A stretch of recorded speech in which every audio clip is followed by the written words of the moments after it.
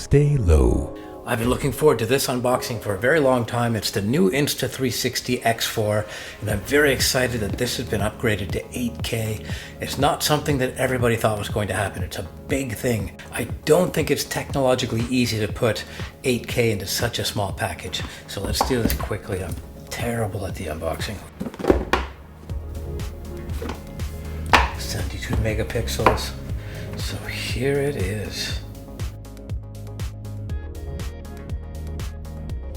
Okay, it's got a little grippy thing going on here.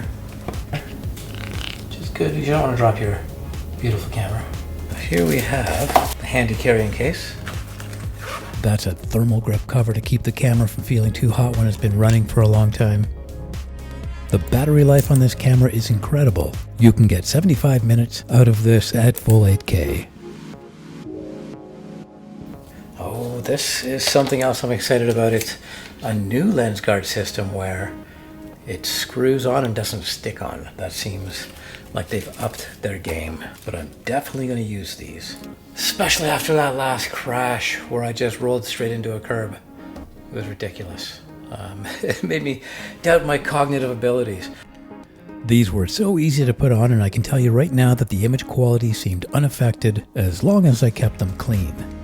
These lenses protrude and are not recessed like most lenses, so the dust battle is real. I carry alcohol swipes wherever I go, and the cotton of my shirt is the perfect buffing cloth. Another reason to avoid synthetic fibers. Just make sure you buff in the direction that tightens the lens cap and doesn't loosen them. I'll do this a few times in an hour. Seems a little longer. I'm going to take a look here. Okay, so it is a little longer. Is it thinner? No, just a little longer. Okay, larger display. That's good. The absurdly large touch screen is even bigger now. It's nice. So I'm going to bring this out on the streets. I'm going to show you how to make an action video all by yourself. I've been self-filming my skate videos for 12 years now, so I'm a bit of an expert in this. I started out with very large cameras and some beautiful lenses that I smashed to hell. And I've moved into the action camera side of things as far as catching my flow. So let's see how much cinematography we can squeeze out of this little camera with some strange and traditional angles. When I'm trying to make a 3 to 10 minute YouTube video that I can be proud of, I follow the rule of thirds with regards to camera placement. 1/3 of my shots being from a fixed, stable position, 1/3 of my shots follow cam, 1/3 of my shots from a novel or a creative position. These ratios are always out of balance for me, and I do significantly more follow cam, but in the pieces that I'm proudest of, there's a greater variety of shots. There's also a rule of thirds that is used in traditional cinematography and photography as far as composition. This can be applied to your stationary setups, where you can put the architectural features 1/3 over on the screen laterally or up or down. You should even try to position the subject 1/3 over if it's stationary. For the follow cam, anything other than a well-centered subject does not do very well. Because of the wide perspective we're using, things that are on the side of the screen can be a little bendy. When I mention novelty shots, I'm talking about scenery, low shots, extreme close-ups, hyperlapse, points of view, and drone shots that are actually taken with my 3-meter Insta360 pole. I keep these drone shots short, which means they remain novel. I give the unorthodox shots just a little less time. For my stationary setup, where I simply put the camera down in one position and skate past it, I vacillate between using a pan to get all the action in, or capturing the approach from a fixed locked-off perspective, and then capturing the exit from a fixed locked-off perspective. Both techniques have their value. Notice when I'm filming jumps, I keep the camera at the same height as the object. I keep it low in order to accentuate the clearance between my skates and the barrier I'm jumping. Jeez, I thought I was jumping much higher here. My Insta360 has told me I've got some work to do. Damn it.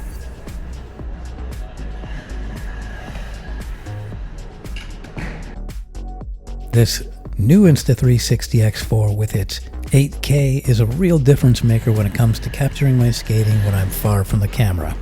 This is a game changer for my skills assessment and for my video making. When I have to zoom in a lot, the quality is significantly better than with my previous 360 cameras.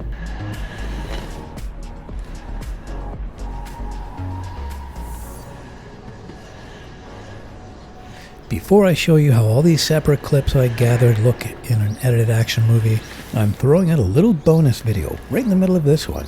And it's called 3 Things Not to Do with Your Insta360 camera. We could call it 3 ugly shots. The dreaded wide and bendy shot.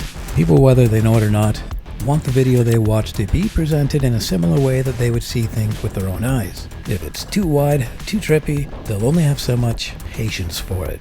Shooting the scenery so wide that you're small and things around you are bendy would work great for a scene where the character is supposed to be confused or discombobulated. You can use this technique when you want to fit a lot of people into frame, but I would avoid it as much as possible.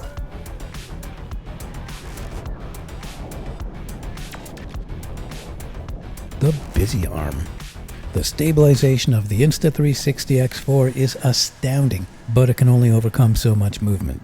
Letting yourself have normal arm swing with your camera arm won't be pleasing for the viewer. If you're going to make an effort to film your skating, do your intended audience a favor, dampen that arm movement. Inject a little CTFD into it. Let's calm the fuck down. The arm swing looks even worse when you use auto tracking. I've had too much arm swing in a clip, and I always found it was a little better when I did the manual edit on my viewfinder. So just like the super bendy clip, nobody wants to see your up close super spinny clips. They don't want to feel sick when they're watching your video. Luckily, there's a very easy remedy, and it's the old plant the camera and shoot from the outside. It'll demonstrate your skills from a far more pleasing perspective. Insta360 makes some very high quality accessories, and the tripod is no exception. Now, before I show you my little action movie that I simply got from plopping my camera down throughout my neighborhood and skating through a few places with it, I have to warn you that this editing style is not an ideal strategy for short form format.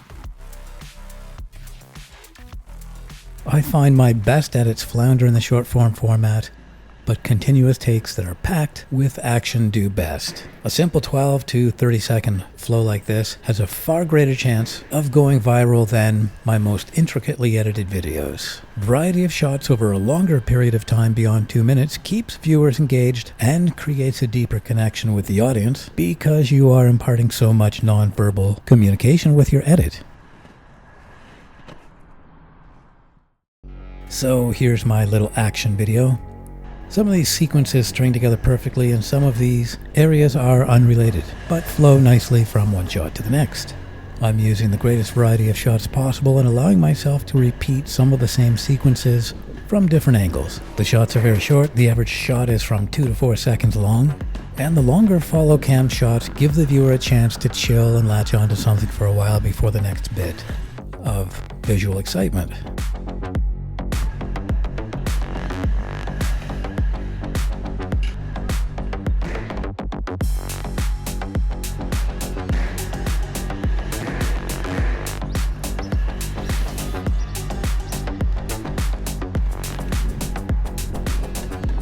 It's also important to remember that action isn't always enough.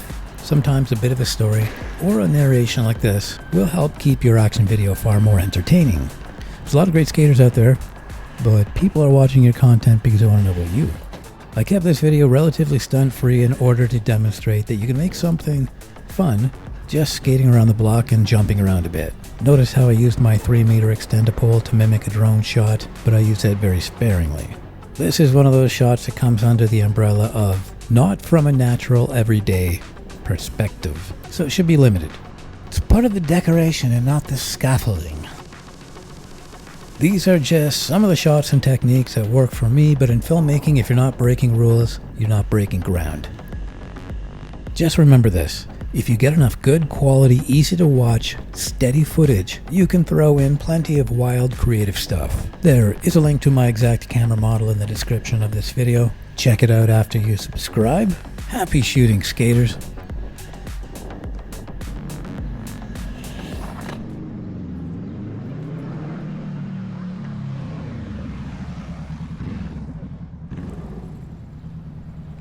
Stay low.